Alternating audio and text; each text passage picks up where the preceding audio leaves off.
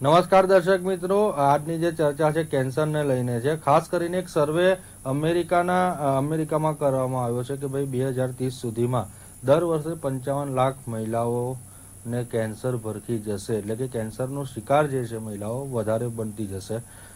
તો આવું કેમ છે? મહિલાઓના અંદર જે કેન્સરનું પ્રમાણ છે એ કેટલું છે અત્યારે, અને કયા પ્રકારના કેન્સર સૌથી વધારે જોવા મળે છે મહિલાઓને લઈને? આ માટે શું કરવાની જરૂર છે? આપણે આ અંગેની તમામ માહિતી આજે આપણે જાણીશું. જાણીતા કેન્સર સર્જન આપણી સાથે છે, ડૉક્ટર જતીન દેસાઈ. જતીન દેસાઈ સાહેબ, પ્રથમવાર આપ આ શોમાં આવ્યા છો, સ્વાગત છે આપનું. સૌથી પહેલાં જે આંકડો સાહેબ આવ્યો છે એને આપ કેટલી ગંભીરતાથી જોઈ શકો છો, આપ એ જણાવશો, ને શું પરિસ્થિતિ છે હકીકતમાં અત્યારે? નમસ્તે પ્રણવભાઈ. હા, આ ગંભીર એક મુદ્દો પર ચર્ચા કરવા બદલ હું બી આભાર વ્યક્ત કરું છું, કારણ કે દરેક ડૉક્ટરની એક જવાબદારી હોય છે કે રોગને ખાલી ટ્રીટમેન્ટ નહીં, પણ રોગ જો અટકાવી શકાય એના જેવું ઉત્તમ કશું જ નહીં નથી. બિલકુલ. જે આ આંકડો આવ્યો છે એ એક આપણે એવું કહી શકાય એ એસ્ટિમેટ છે, બરાબર, ફ્યુચર એસ્ટિમેટ છે. બિલકુલ. એટલે પણ છતાં પણ આજની તારીખે આપણે જોઈએ તો જે જુદા જુદા જે સર્વે આપણે ઇન્ડિયન ગવર્મેન્ટ અથવા જે નેશનલ ઇન્સ્ટિટ્યૂટ ઓફ હેલ્થ તરફથી જે સર્વે આવે છે, ત્યારે ભારત દેશની જ વાત કરીએ તો ભારત દેશમાં સ્ત્રીઓમાં જે મુખ્ય કેન્સરો થતા છે સ્ત્રીઓમાં, અત્યાર સુધીમાં જે ગર્ભાશયના મુખના કેન્સર હતા એ સૌથી આગળ હતા, એટલે કે એનો વ્યાપ સૌથી વધારે હતો. પણ છેલ્લા 2 દાયકાથી સ્તનના કેન્સરોનો વ્યાપ એનાથી બી આગળ વધી ગયો છે. સ્તનના કેન્સરનો વ્યાપ અત્યારે જોઈએ તો 1 થી 1.5 લાખ કેસીસ દર વર્ષે લગભગ નોંધાય છે, અને ગર્ભાશયના મુખના કેન્સર જુઓ તો લગભગ લાખ સ્ત્રીઓને એ લાગુ પડતો હોય છે. અચ્છા સાહેબ, આ જે કેન્સરની આપણે આજે ચર્ચા કરી રહ્યા છે, અને આપણે ગર્ભાશયની વાત કરી, સ્તન કેન્સરની વાત કરી, શું મુખ્ય કારણ છે હાલ જે આંકડો જે વધી રહ્યો છે સતત મહિલાઓમાં, એનું શું કારણ શું હોઈ શકે, અને એને રોકવા માટે શું કરવાની જરૂર છે? હમણાં કદાચ આપણે દેશમાં એક પોલ્યુશનની વાત કરી રહ્યા છે, એન્વાયરમેન્ટલ પોલ્યુશન. બિલકુલ. તમે આમ જુઓ તો આપણી લાઈફસ્ટાઈલનો બી આપણી પોલ્યુટેડ થઈ ચૂકી છે.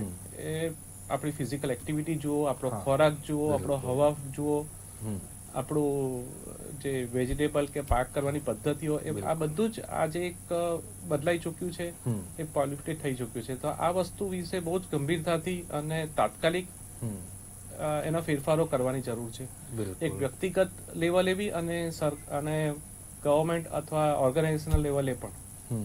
આપે જે વાત કરી મહિલાઓને, ખાસ કરીને એવી તો કેવી આબોહવા અસર કરે છે મહિલાઓને કે જેથી લઈને એ સૌથી વધારે કેન્સરની બીમારીનો ભોગ બને છે, અથવા તો આમ ના થાય એની માટે શું કરવાની જરૂર છે, અને મહિલાઓ કઈ વસ્તુથી ચેતે જેથી કરીને આ જે કેન્સરની ઝપેટમાં તેઓ ના આવે? આપ એ જરા વિસ્તારથી જણાવશો.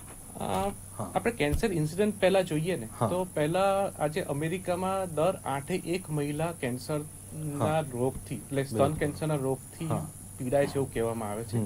જ્યારે ભારતમાં 20 વર્ષ કે 30 વર્ષ પહેલા એ આંકડો ખૂબ જ ઓછો હતો. આજે આપણે ઓલમોસ્ટ વેસ્ટર્ન કન્ટ્રીઝની નજીક આવી ગયા છે એવું કહી શકાય. હવે આ વસ્તુનું થોડા કારણો જોઈએ તો આજે ઓફકોર્સ ખોરાક છે કે આપણી જીવવાની પદ્ધતિ ઘણી જ બદલાઈ ચૂકી છે. બિલકુલ. ખોરાકનું વેસ્ટર્નાઇઝેશન થઈ રહ્યું છે, પીઝા, પાસ્તા. બિલકુલ. ડે ટુ ડે લાઈફનું સ્ટ્રેસ વધી ગયું છે. આજે ભણતરથી લઈ અને વર્ક સ્ટ્રેસ એ બી ઘણું વધી ગયું છે. અને તદુપરાંત જે મહિલાઓની જે પર્સનલ આજે એ કહીએ જે મેન્સ્ટ્રુઅલ હિસ્ટ્રી, તો પહેલા સપોઝ મહિલાનું માસિક જે આવતું, જે મેનાર્કી કહીએ, જ્યારે માસિક આવવાનું ચાલુ થાય ઉંમર, એ 15 કે 16 હતી, તો આજે એ ઘટીને 10ની આસપાસ આવી ગઈ છે. તેમજ મેનોપોઝ કહીએ, મેનોપોઝની બી ઉંમર વધી ગઈ છે. એટલે એ જે હોર્મોન, બેઝિકલી આ બધા જ જે આજે સ્તન કેન્સર ખાસ કરીને એ હોર્મોન ડિપેન્ડન્ટ કેન્સર છે. એટલે આ હોર્મોનનું જે એક્સપોઝર પીરિયડ હોય છે શરીર પર, એ ઘણો વધી જાય છે. તદુપરાંત મોડર્ન લાઈફસ્ટાઈલના લીધે જે છોકરા થવાની એજ જે છે તે 20-22 થી લઈને આજે 30ની અથવા એનાથી બી ઉપર જતી રહી છે. કારણ કે એવું કહેવામાં આવે છે કે પ્રેગ્નન્સી એક પ્રોટેક્ટિવ મિકેનિઝમ તરીકે કામ કરે છે. તો આજે જેટલું તમે મોડું એ ચાઇલ્ડ બેરિંગ કરો એટલું જ તમારે શરીરને એટલું નુકસાન થતું જાય છે. થતું હોય છે. એટલે આ બધા ફેક્ટર્સ બહુ જ કામ આવે. અને તદુપરાંત જે ફિઝિકલ એક્ટિવિટી આપણે કહીએ તો કસરતથી લઈને આજે ઘરમાં બી જે કામકાજ કરતા હતા આપણે, ઇવન સારા ઘરોમાં બી જાતે રસોઈ કરવી કે જાતે ઘંટી લગાડવી, એ બધી વસ્તુ આજે ઓછી થતી જાય છે. બિલકુલ. સાહેબ, આપે પેલા આ એક ખોરાકની વાત કરી, તો આ અત્યારની જે મહિલાઓ છે એને ખાસ કરીને શું કરવાની જરૂર છે? આપે કસરતની વાત કરી, કામગીરીની વાત કરી, ખોરાકની વાત કરી, તો એવું તો શું કરવાની હાલની જે મહિલાઓ છે, અમુક ટકા મહિલાઓ કરે છે, પરંતુ મોટાભાગની મહિલાઓ આ કામગીરીથી દૂર રહે છે. ખાવા પીવાથી જે છે, આપણે જે રીતે વાત કરી, પીઝા બર્ગર વગર આ મહિલાઓને ચાલતું નથી. તો આ તમામને શું કહેવા માંગશો આપ, અને એમને કઈ રીતની કાળજી હાલના સમયમાં રાખવાની જરૂર છે આપની દ્રષ્ટિએ કેન્સરથી બચવા માટે? ખાસ કરીને એટલે સ્ટડીઝ એટલું એસ્ટાબ્લિશ કરી દીધું છે કે ઓબેસિટી અથવા ઓવરવેટ એક કેન્સરનું કારણ છે એવું એક હવે વેસ્ટર્ન સ્ટડીઝમાં આ એક વસ્તુ આવતી જાય છે. એટલે એની અનુલક્ષીને આપણે જે બી એક્ટિવિટી અથવા ખોરાક આપણે ફેરફાર કરવાની જરૂર છે એ કરવા. એટલે એક આઈડિયલ વેટ અને એક આઈડિયલ આપણું શરીરનું જે ફિટનેસ લેવલ છે એ એચીવ કરવા માટે એક તો ખોરાક, એટલે ખોરાકમાં ચરબી અથવા સેચ્યુરેટેડ ફેટ્સ જે કહીએ, એટલે એ અને શુગર્સ ખાસ કરીને, એટલે એ પ્રમાણ તમે ઓછું કરો. પ્રોટીન્સ અને ગ્રીન વેજીટેબલ્સ છે એ બધો, ફ્રૂટ્સનો ડાયટનો એક પોર્શન વધારો. બિલકુલ. તદ ઉપરાંત જે ફિઝિકલ એક્ટિવિટી છે, એટલે ખાલી એક્સરસાઇઝ નહીં પણ ડે ટુ ડે આપણે નાની નાની વાતમાં આપણે કદાચ ખાલી ઘરની બહાર આપણે કરિયાણાની દુકાને જવું છે તો આપણે એક વેહિકલ લઈ લીધું, અથવા આપણા બિલ્ડિંગમાં ચડવા માટે 2 થી 3 માટે આપણે લિફ્ટો યુઝ કરી લીધી. એટલે આ બધી વસ્તુમાં એક ઘણા ફેરફાર કરવાની જરૂર છે. સાહેબ, આ જે કેન્સરની જે ટકાવારી છે એ કેટલા વર્ષની મહિલાઓમાં સૌથી વધારે જોવા મળે છે? યુવતીઓમાં ખરી કે નહીં? આપ એ જરા વિસ્તાર વાઇઝ જણાવશો. કેન્સર યુઝ્યુઅલી એક ઉંમરનો ડિઝીઝ કહેવાતો હતો પહેલા. એટલે મોટી ઉંમરે 50-60 વર્ષ ક્રોસ કરે પછી એક એજને એક ફેક્ટર, એટલે પોઝિટિવ ફેક્ટર તરીકે કરવામાં આવતું હતું. પણ આજના જમાનામાં એવું બહુ રહ્યું નથી. કદાચ આપણા લાઈફસ્ટાઈલના લીધે 25 થી 40 વર્ષ મહિલાઓમાં બી કેન્સરનું પ્રમાણ ઘણું વધી રહ્યું છે. બિલકુલ.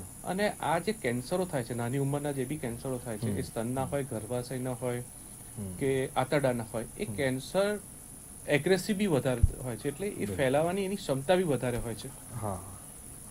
સાહેબ, ખાસ કરીને જે કેન્સર મારી જોડે જે લિસ્ટ છે એમાં કહેવાયું છે કે અસ્થાન કેન્સર, કોલેરેક્ટલ, ફેફસા અને ગર્ભાશયનું કેન્સર સરળતાથી એનું નિદાન થઈ શકે છે, ના નહીં, જે વધારે પ્રમાણમાં જોવા મળે છે. પરંતુ આ કેન્સરના લક્ષણો શું? આપ જરા એ પણ વિસ્તારથી જણાવશો, પછી નિદાનની વાત કરીશું. સામાન્ય રીતે કોઈ બી માણસને, મહિલા હોય અથવા પુરુષ હોય, કોઈ બી ગાંઠ થાય, કશે મોઢામાં અથવા કંઈ ચાંદુ પડવું, ગળવામાં કેવી રીતે તકલીફ પડવી, તમારી કુદરતી હજત છે જે કે બોવેલ મુવમેન્ટ છે એમાં કંઈ ફેરફાર આવવા, ખાંસી રહેવી, વજન ઉતરવું, થાક વધારે લાગવો, એટલે આ કોઈ પણ તમારી ફેરફાર જે બી તકલીફ થાય એ 15 દિવસ કે મહિનાથી વધારે ચાલે તો થોડું સિરિયસલી લઈ અને એ પ્રમાણે એ નિદાન કરવું કે એ પ્રમાણના ઇન્વેસ્ટિગેશન કરવા ખૂબ જ જરૂરી છે. બિલકુલ. કારણ કે દરેક માણસ, કદાચ મને બી એવું લાગતું હશે કે મને કશું ના થઈ શકે બિંગ કેન્સર, પણ કોઈ માણસ ઇમ્યુન નથી. આ બીમારી કોને ક્યારે થઈ જાય છે એ ખબર નથી પડતી આપણને. બિલકુલ. એટલે ઇનવિન્સિબિલિટી કહીએ એવું નથી રહ્યું હવે. બિલકુલ. અચ્છા સાહેબ, એનું નિદાન કઈ રીતે? આપણે જે રીતે વાત કરી તાત્કાલિક તેમને કોઈ પણ ફેરફાર શરીરની જે રોજિંદા જીવનમાં અથવા તો જે કુદરતી આદતની આપણે વાત કરી એ જો ફેરફાર થાય અને એ લાંબો સમય રહે તો નિદાન, એટલે મીન્સ કે ડૉક્ટરની સલાહ લેવી.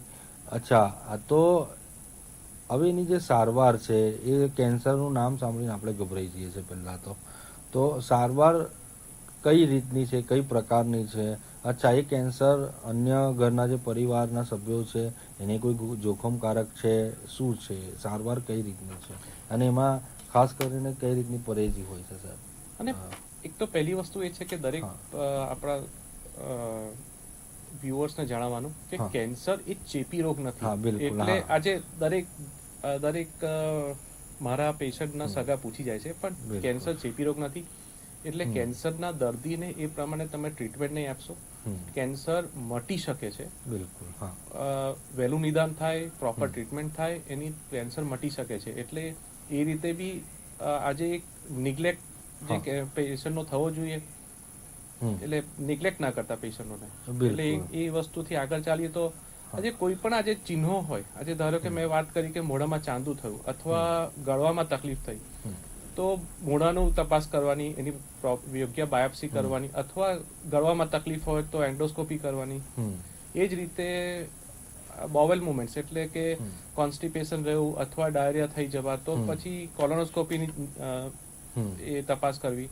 સ્તન કેન્સર માટે મેમોગ્રાફી છે, એની બાયોપ્સીસ છે, અને એ જ રીતે ગર્ભાશયમાં મુખ માટે પેપ સ્મિયર લેવામાં આવે છે. પેપ ટેસ્ટ એટલે કે ગર્ભાશયના મુખ પરથી એક તપાસ, થોડું પાણી લઈ લેવામાં આવે છે સ્લાઇડ પર, અને એ તપાસ. હવે આ બધી જ જે તપાસો છે ઇનિશિયલ નિદાન માટે, એ બહુ સહેલી છે, એમાં કોઈ રિસ્ક કે જોખમ નથી હોતું. બિલકુલ. એટલે એ ટાઈમસર આ બધી વસ્તુ માટે કરવું બહુ જરૂરી છે, યોગ્ય ડૉક્ટર પાસે જઈને. બિલકુલ. અચ્છા, આપણે જે રીતે વાત કરી, જો કેન્સર કોઈ દર્દીને થાય છે, જે 4 પ્રકારના કેન્સરની આપણે ચર્ચા કરીએ છીએ, એની જો સમયસર સારવાર મળે અથવા તો ભલે મોડું થઈ જાય, તો કેટલા સમયમાં એનું નિદાન થઈ શકે છે તમારી દ્રષ્ટિએ?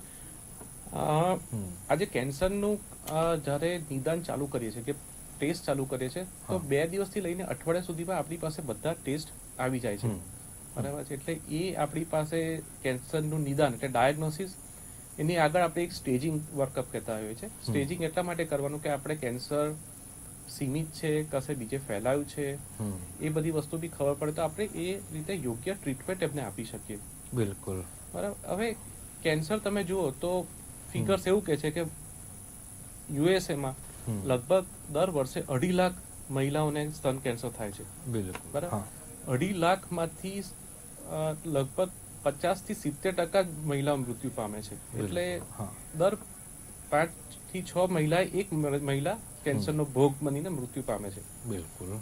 અને ઇન્ડિયાના તમે ફિગર્સ જુઓ તો મેં જેમ કીધું કે 1,40,000 મહિલાઓને જો કેન્સર થતું તો 70,000 મહિલાઓ મૃત્યુ પામે છે. એટલે એનો આપણને ડિફરન્સ ક્યાં આવ્યો? એવું જાણવામાં આવ્યું છે કે આપણે નિદાન મોડું કરી શકીએ છીએ, કદાચ આપણી પાસે યોગ્ય ફેસિલિટીઝ દરેક જણને મળતી નથી. બિલકુલ. અને એ ઉપરાંત કેન્સરની ટ્રીટમેન્ટ બી ઘણી કોસ્ટલી છે આજની તારીખે. જો એડવાન્સ કેન્સરની ટ્રીટમેન્ટ લઈએ અને ડ્રગ્સ લઈએ તો એ કોસ્ટલી છે, પણ એવું આશા રાખીએ કે વખત જતાં એ બી સસ્તી થાય અને દરેક માણસને આ ટેકનોલોજીનો લાભ મળી શકે આપણને, લેટેસ્ટ ટેકનોલોજીનો. અચ્છા, ભારતમાં આપણે જે રીતે વાત કરી સાહેબ, વડોદરામાં એટલે કે ગુજરાતની વાત કરીએ તો ગુજરાતમાં કયા કયા પ્રકારના કેન્સરની સારવાર થાય છે? શું તમામ પ્રકારની થાય છે, અથવા તો અમુક કેન્સર એવા કદાચ હોઈ શકે કે જે ગુજરાતમાં નહીં પણ આપણે અન્ય રાજ્યમાં જવું પડે? હા, એ આપ જરા જણાવશો. આજે ગુજરાતમાં જેટલા મેટ્રો શહેર છે, અમદાવાદ, બરોડા, સુરત, રાજકોટ, એમાં દરેક પ્રકારના કેન્સરની સારવારની વ્યવસ્થા છે જ. સારવાર બી નહીં ખાલી, પણ દરેક પ્રકારની જે ડાયગ્નોસિસ એટલે નિદાન માટેની વ્યવસ્થા જોઈએ એ પણ છે. પેટ સ્કેન સુધીની આપણી પાસે વ્યવસ્થા છે. એટલે કશે મને નથી લાગતું કે દર્દીને કશે બહાર જવાની જરૂર પડે. હું હંમેશા એ સલાહ આપતો છું કે જે શહેરમાં તમે રહો છો એ શહેરમાં રહીને નિદાન અને સારવાર કરાવે વધુ સારું, કારણ કે કેન્સર એક વન સ્ટોપ ટ્રીટમેન્ટ નથી. બિલકુલ. ઓછામાં ઓછી તમે જોયું હશે કે ટ્રીટમેન્ટ 6 થી 8 મહિના ચાલે છે. એટલે એક ડોક્ટર અથવા તમારા જે બી સર્જન છે, મેડિકલ ઓન્કોલોજીસ્ટ છે, રેડિયેશન ઓન્કોલોજીસ્ટ એટલે શેકના ડોક્ટર છે, એ લોકોને પકડી એ લોકોની પાસે રેગ્યુલર નિયમિત તમારે સારવાર પછી બી ફોલોઅપ જોઈતું હોય છે. એટલે ઘરની નજીક આ ઘર આંગણે કરાવો એ વધુ સારું છે. સાહેબ, આપ કેન્સર સર્જન છો, ઘણા બધા દર્દીઓને આપે સારવાર કરી છે. એક ઉદાહરણ હોય કે બહુ સેન્સિટિવ કેસ હોય અને આપની સારવાર થકી એમને કયું કેન્સર હતું એ દર્દીને, અને આપે કઈ રીતની સારવાર થકી એના કેન્સરનું નિદાન કર્યું, આપ જરા ડિટેલથી એ જણાવશો. ઇન્ડિવિજ્યુઅલ પેશન્ટ્સની ટ્રીટમેન્ટ કદાચ અમે ઓળખ ના આપી શકીએ. હા, ઓળખ નહીં, પણ આજે લગભગ મને બી 17-18 વર્ષ આ ફિલ્ડમાં થયા છે. એટલે ઘણા જ અશક્ય દર્દીઓ ટ્રીટમેન્ટ બી કરી છે. હું પહેલા તો ગોરાજ અને મુનિયાશ્રમ સાથે બી ગોરાજ સંકળાયેલો હતો, હજુ બી હું સંકળાયેલો છું. અને તદુપરાંત સ્ટર્લિંગ હોસ્પિટલ સાથે સંકળાયેલો છું, જે કેન્સર હોસ્પિટલ લાવી રહી છે હવે ટૂંક સમયમાં. પણ એટલીસ્ટ મારો અનુભવ એવું કહે છે કે ઘણીવાર એડવાન્સ સ્ટેજમાં બી અમે કેન્સર જે નિદાન કર્યા હોય, કદાચ અમને બી આશા ઓછી હોય, પણ ઘણા બધા દર્દીઓ આજે આપણી સાથે છે અને સારી રીતે જીવી રહ્યા છે. એટલે કેન્સર કોઈ બી સ્ટેજે હોય, એક આશા ના છોડતા. બિલકુલ. એટલે પ્રોપર ટ્રીટમેન્ટ અને કાળજી કદાચ ડૉક્ટર જ નહીં, ઘરના સભ્યો બી થોડું સેન્સિટિવલી લે, વધારે સારું છે દર્દીના મોરલ માટે બી. કારણ કે કેન્સરની ટ્રીટમેન્ટ ઘણી જ લાંબી હોય છે. પૈસા ઉપરાંત જે દર્દીઓને શારીરિક તકલીફો થતી હોય છે, એના માટે એ લોકોને બી એક સાયકોલોજીકલ સપોર્ટની ઘણી જરૂર હોય છે. બિલકુલ. હા, તો બિલકુલ દર્શક મિત્રો, આ હતી કેન્સરને લઈને એક ટૂંકી ચર્ચા.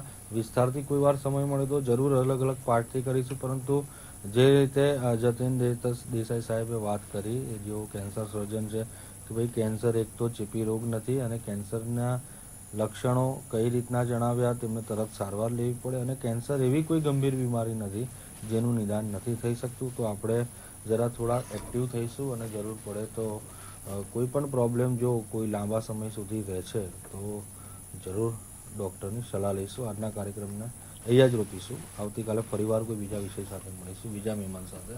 નમસ્કાર. નમસ્તે. Thank you.